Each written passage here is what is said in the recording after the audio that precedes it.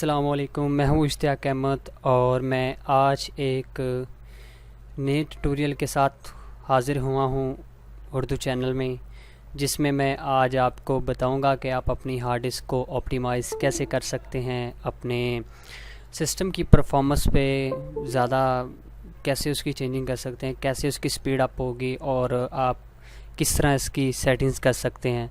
लिहाजा विंडोज़ में सेटिंग्स तो होती हैं, काफ़ी लोगों ने बताया कि एप्लीकेशंस जो स्टार्टअप में होती हैं उनको क्लोज़ कर दें तो आपका जो भी रनिंग एप्लीकेशंस होंगी वो स्टॉप हो जाएंगी, तो सिस्टम की परफॉर्मेंस की स्पीड अप हो जाएगी।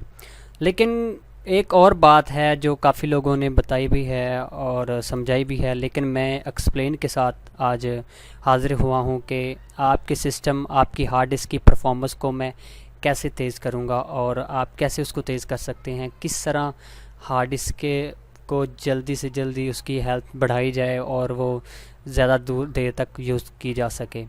तो सबसे पहले बात मैं करना चाहता हूँ कि फ्रैगमेंट की, कि फ्रैगमेंट क्या है डिस्क के अंदर, आपकी हार्ड डिस्क के अंदर डिफ्रैगमेंट और फ्रैगमेंट में क्या है। हार्ड ड्राइव में प्रॉब्लम्स बहुत सारी आती हैं और बैड सेक्टर में आ गई, जिसको हम चेक डिस्क वगैरह हम करते हैं तो बैड सेक्टर को फिक्स करने के लिए। लेकिन ये फ्रैगमेंट को काफ़ी लोग नहीं जानते, डिफ्रैगमेंट और फ्रैगमेंट के बारे में। तो आप देख सकते हैं कि फॉर एग्ज़ाम्पल मेरे सामने एक इमेज है, तो ये आपने ब्लू देख रहे होंगे, ये ठीक है। ये इसकी जो ना फ्री स्पेस है ब्लू की, और यहाँ जहाँ पे ये रेड है यहाँ पे इसका डाटा पड़ा हुआ है। तो देखिए कि एग्जांपल के तौर पर ये डिस्क के जो सेक्टर होते हैं इसके ऊपर आपका जो सारा डाटा राइट होता है, सेव होता है। तो बाज़ औक़ात आप फ़ाइल को सेव करते हैं, फॉर एग्ज़ाम्पल यहाँ पे आप सेव करते हैं तो दूसरी फ़ाइल आपकी यहाँ पे सेव हो जाती है और तीसरी फ़ाइल यहाँ पे सेव हो जाती है। तो जब फॉर एग्ज़ाम्पल ये आपकी फ़ाइल पड़ी हुई है तो आपको इस फ़ाइल तक आने के लिए आपका सिस्टम लोडिंग लेगा, जिसके लिए आपको वेट करना पड़ेगा। यहाँ से यहाँ आने के लिए उसको वेट करना होगा, मतलब कि आपको वेट करना ही होगा उस जब तक आप इसकी डिफ्रैगमेंट नहीं करेंगे। डिफ्रैगमेंट के लिए आपको सिस्टम के अंदर Windows 7, Windows XP, Windows 8, Windows 8.1, Windows 10 वो टूल्स देती है जो आपके यूज़ कर सकते हैं। आज आइए मैं आपके साथ एक्सप्लेन करता हूँ कि ये सेक्टर्स क्या हैं और इसको हम किस तरह फिक्स कर सकते हैं। इन सेक्टर्स के अंदर ये जो आप देख रहे हैं आपके सामने सेक्टर्स आ रहे हैं। डिस्क डिफ्रैगमेंट की प्रॉब्लम आपको तब फेस होती है जब आप ज़्यादा यूजेस डिस्कस करते हैं उसकी वजह से। तो डिस्क डिफ्रैगमेंट का प्रॉब्लम यही होता है कि जब आप डाटा सेव करते हैं, यहाँ पे अगर उसकी एक्सप्लेन यही है कि फॉर एग्ज़ाम्पल ये उसका एक सेक्टर है, तो आप डाटा आपने यहाँ पे सेव किया, एक फ़ोल्डर सेव किया, तो इसमें ये इतनी उसने स्पेस ली यहाँ से। तो इतनी स्पेस लेने के बाद जब आप उसके अंदर एक और फाइल पेस्ट करते हैं तो वो उसके साइज़ बढ़ जाएगा, ठीक है। और जब वो ज़रूरी नहीं होता कि वो उस फाइल्स को उस फोल्डर्स के साथ ही उस फाइल को यहाँ पे उसको दूसरे क्लस्टर्स के ऊपर उसको स्पेस मिल जाए और यहाँ पे वो सेव हो जाए, लेकिन वो आपकी एक फ़ाइल जो है उस फोल्डर के अंदर वो यहाँ पे भी सेव हो सकती है। अगर वो यहाँ पे सेव होगी तो जब आप इस फोल्डर को ओपन करेंगे, तो जहाँ से जब इस फाइल को आप ओपन करेंगे तो उस यहाँ से यहाँ फाइल तक जाने के लिए उसको थोड़ा सा टाइम लगेगा। तो जब टाइम लगेगा तो आप ज़रूर है, ज़ाहिर है कि आप सोचेंगे कि आपका सिस्टम स्लो है, क्या प्रॉब्लम है, हार्ड डिस्क में प्रॉब्लम है, रैम में प्रॉब्लम है या विंडोज़ में प्रॉब्लम है। तो मसला इसका बस क्लस्टर्स का और सेक्टर्स का होता है कि इनकी जब हम डाटा सेव करते हैं तो वो मुख्तलिफ हिस्सों में बिखरा होता है आपका सारा डाटा, और वो एक ही जगह पर सेव नहीं होता।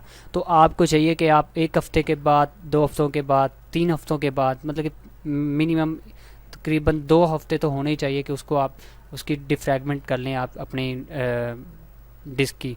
तो कोई भी पार्टीशन हो, चाहे सी हो, डी हो, ई हो, आपकी कोई भी पार्टीशन हो, तो उनको ऑप्टिमाइज़ करते रहें और उसको डिफ्रैगमेंट करें। तो लिहाजा समझाने का और आपको बताने का यही मकसद है कि आप अपनी इन प्रॉब्लम से बच सके। कोई लोग कहते हैं यार आपने तो 1 साल विंडोज़ चला ली, तो हमने तो बस 10-15 दिन हो गए किए हैं, तो सिस्टम बहुत स्लो हो गया, विंडो दोबारा करनी है। तो प्रॉब्लम ज़्यादातर वो नहीं होती। एक प्रॉब्लम होती है कि आपकी विंडो करप्ट हो जाए तो वो मैसेज दे देता है कि आपकी विंडो करप्ट होगी, लेकिन एक तो वैसे स्लो हो जाती है। उसकी वजह ये होती है, दो वजह हैं, एक तो वायरस है और दूसरी वजह ये है कि आपकी इसको ज़रूरत है डिफ्रैगमेंट की आपकी डिस्कस को, तो आपको उसको डिफ्रैगमेंट करें। और सबसे पहली बात यह है कि ये भी जहन में रखें कि जब आप इसको डिफ्रैगमेंट कर रहे हों तो आपको यूपीएस यूज़ कर लें ताकि आपका सिस्टम शटडाउन ना हो। ये मैं वार्निंग दे रहा हूँ कि अगर आपने सिस्टम शटडाउन कर दिया या लाइट चले जाने की वजह से आपका सिस्टम शटडाउन हो गया, तो इसका मैं ज़िम्मेदार नहीं हूँ कि आपकी हार्ड डिस्क का जो डाटा है वो उठ सकता है, वो करप्ट हो सकता है, उसके बैड सेक्टर आ सकता है, कुछ भी हो सकता है। लेकिन श्योर नहीं हूँ मैं भी, क्योंकि ज़्यादातर यही कहा गया कि इसका डाटा आपको ये वार्निंग दी गई कि आप डू नॉट सिस्टम शटडाउन, कि आपने सिस्टम को शटडाउन नहीं करना, लिहाजा इसको इसकी 100% प्रोसेस के लिए आपको वेट करना पड़ेगा कि वो कंप्लीट हो जाए, उसके बाद आप अपने सिस्टम को शटडाउन और रीस्टार्ट भी कर सकते हैं।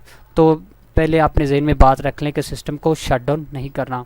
तो चलिए आइए मैं आपको दिखाता हूँ कि उसको हम किस तरह उस प्रोसेस को करते हैं। जब मैं आप अपना कंप्यूटर खोलते हैं तो वहाँ पे आपको डिस्क शो हो जाएंगी, तो किसी भी डिस्क के ऊपर राइट क्लिक करें और उसकी प्रॉपर्टी में जाएं।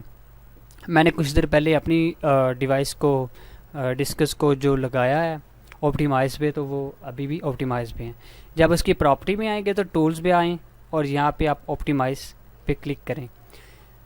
जब आप ऑप्टिमाइज पे क्लिक करेंगे तो आपके सामने ये बॉक्स खुल जाएगा, एक न्यू बार आ जाएगी, तो यहाँ पे आपकी ड्राइव्स शो हो जाएंगी। तो सब ये देखें मेरी सारी आ रही हैं, ये फ्रैगमेंटेड हैं, फ्रैगमेंटेड हो चुके हैं, ये स्टेटस है ओके ओके का। जब यहाँ पे आपने क्लिक करना है तो यहाँ से आपने एनालाइज करना है। जब एनालाइज करेंगे तो ये सबको एनालाइज आपने एक एक दफ़ा एनालाइज कर देना है। एनालाइज करने के बाद जब आप यहाँ पहले डिस्क पे क्लिक करके इसको ऑप्टिमाइज़ करेंगे तो ये एनालाइज पे लग जाएगी। जैसे इसकी प्रोसेस स्टार्ट हो जाएगी तो ये रिलोकेटेड कर रहा है, क्योंकि अगर आपके ज़रूरत पड़ी इसको तो मैक्सिमम आपका आधा घंटा भी लग सकता है, घंटा भी लग सकता है। अगर आपकी फाइल ज़्यादा बिखरी हुई हैं तो आपको 2 घंटे भी लग सकते हैं। तो ये उनका स्टेटस जो प्रोसेस चल रही होती है, यहाँ पे साथ में ये तो पास लिखा हुआ आ रहा है, यहाँ पे साथ में लिखा होगा नीड फ्रैगमेंटेड। यहाँ पे नीड फ्रैगमेंटेड, अगर उसको ज़रूरत होगी तो उसको फ्रैगमेंट करेगा, अदरवाइज़ उसकी 100 प्रोसेस करने के बाद आपको ओके का जो साइन है वो शो करवा देगा ये ओके है, ठीक है। और इसको भी आप ऑप्टिमाइज देखें मैं करूँगा तो ये आपके सामने फ्रैगमेंटेड ये ओके ओके आ गया, ठीक है। और ये अभी चल रहा है, ठीक है। ये 100 तक जाने के बाद आपको दिखा देगा कि आपकी डिवाइस जो डिस्क जो है ना फ्रैगमेंटेड है और ये ओके हो गई है, ठीक है। इसके बाद आपके सिस्टम की स्पीड भी सही रहेगी और इसकी स्पीड अप रहेगी, और हार्ड डिस्क भी आपकी जो है ना ख़राब नहीं होगी जल्दी। अक्सर लोग कहते हैं हार्ड डिस्क डैमेज होगी, डाटा डैमेज हो गया और उसमें करप्ट हो गई हैं। तो मसला ज़्यादातर एक तो सेक्टर्स की प्रॉब्लम होती है कि बैड सेक्टर आ जाए, और दूसरी प्रॉब्लम ये होती है कि फ्रैगमेंट और डिफ्रैगमेंट अगर हम उसको फ्रैगमेंट नहीं करते तो इसकी वजह से होता है।